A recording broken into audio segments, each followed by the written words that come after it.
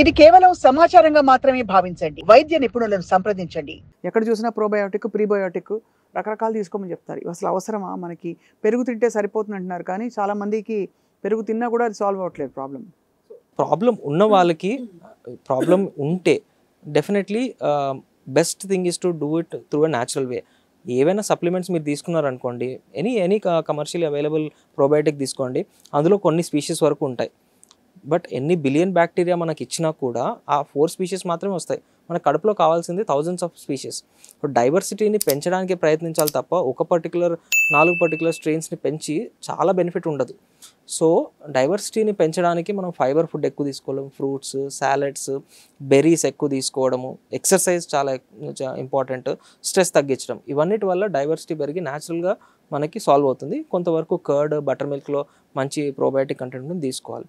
Yes, ఇవన్నీ తీసుకున్నా కూడా కొంతమందికి ఇష్యూస్ ఉంటే షార్ట్ కోర్సెస్ ఫ్యూ వీక్స్ వరకు కమర్షియల్లీ కొన్ని ప్రోబయోటిక్స్ తీసుకోవచ్చు. బట్ ఓవర్ ద కౌంటర్ మీ అంతకు మీరు ఆల్రెడీ హెల్తీగా ఉన్న వాళ్ళు అడిషనల్గా తీసుకోవాల్సిన అవసరం లేదు. సో చాలామంది అడుగుతారు, అసిడిటీ బాగా ఎక్కువగా ఉన్నప్పుడు అర్ధరాత్రి లేచి చల్ల పాలు తాగాలని చెప్తారు. Is that clinically? యాక్చువల్లీ ఇందాక చెప్పాను కదా, మన స్వింక్టర్ని రిలాక్స్ చేసే మెటీరియల్స్ ఏవైనా కూడా మనం అవాయిడ్ చేస్తే బెటర్ అండి. యాసిడ్ రిఫ్లక్స్ ఉన్న వాళ్ళకి, ఎస్పెషల్లీ అసిడిటీ ఉన్న వాళ్ళకి మనకి ప్రాబ్లీ టెంపరీ రిలీఫ్ ఉంటుంది తప్ప దాంట్లో ఉన్న కాల్షియం అనేది స్వింక్టర్ని రిలాక్స్ చేసి it will eventually increase the reflux.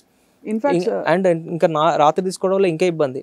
Actually girt వల్ల కొంతమందికి టిపికల్ సిమ్టమ్స్ ఉంటాయి, కొంతమందికి అటిపికల్ సిమ్టమ్స్ ఉంటాయి. అంటే ఆస్తమా లాంటి సిమ్టమ్స్ మైక్రోస్కోపిక్ లెవెల్లో మన యాసిడ్ అనేది కడుపులోంచి ఫుడ్ పైప్లోకి వెళ్ళి దాంట్లోంచి లంగ్స్ కూడా కొంచెం వెళ్ళొచ్చు. సో దానివల్ల లంగ్ రిలేటెడ్ కాఫ్ రావడము, బ్రీతింగ్ డిఫికల్టీ, కొంతమంది అలర్జీ అనుకొని పల్మనాలజిస్ట్ దగ్గరికి వెళ్తారు, వాళ్ళకి ఇన్ఫ్యాక్ట్ యాక్చువల్లీ ఈ గర్డ్ అవుతుంది.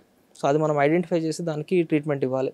ఇలాంటి unhealthy practices like drinking milk or rather having any food beyond 9 లేట్గా తినడం, ఇలాంటి వల్ల గర్డ్ అనేది ఎక్కువ అవుతుంది. సో సేమ్ థింగ్ సోడా, చాలామంది వెంటనే సోడా తాగుతారు, నిమ్మ సోడా అని చెప్పి అది తెప్పించుకుని తాగుతారు. మళ్ళీ సోడాలు ఎందుకు వచ్చాయంటే మనకి ఉబ్బరం అనిపించినప్పుడు కొందరికి ట్రాప్డ్ ఫీలింగ్ వస్తే they want some psychological feeling that కొంచెం మనకి తేన్పులు వచ్చేస్తే బెనిఫిట్ అవుతుందని, దట్ ఆ సోడా తాగడం వల్ల కొంచెం గ్యాస్ రావడం వల్ల మనకు ఆ సైకలాజికల్ రిలీఫ్ తప్పించి దానివల్ల మనకు వచ్చే బెనిఫిట్ ఏం లేదు. These are all high sugar content foods and they are again going to cause reflux and injury to the gut bacteria, and these are absolutely not encouraged.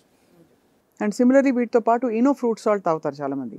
అది టెంపరీయా? అంటే సోడియం బైకార్బోనేట్ అది? కరెక్ట్. సో దోస్ ఆల్కలైన్ అంటే మనం ఉన్న యాసిడ్ని neutralise చేయడానికి alkaline తీసుకోవడము, so these are not proven to be an effective solutions for these things. ఎప్పుడన్నా ఒకసారి మీకు టెంపరీగా ఆ రిలీఫ్ ఇస్తుంది అంత మాత్రానికి మాత్రం, but it's not recommended for acid related issues అండి.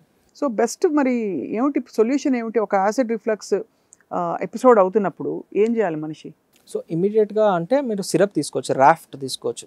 సో రాఫ్ట్ తీసుకోవడం, లేదంటే మ్యూకెన్ జెల్ కానీ అట్లాంటి లోకల్ ఎనస్థెటిక్ సిరప్ తీసుకుంటే అప్పటికప్పుడు ఇమీడియట్ రిలీఫ్ వచ్చేస్తుంది.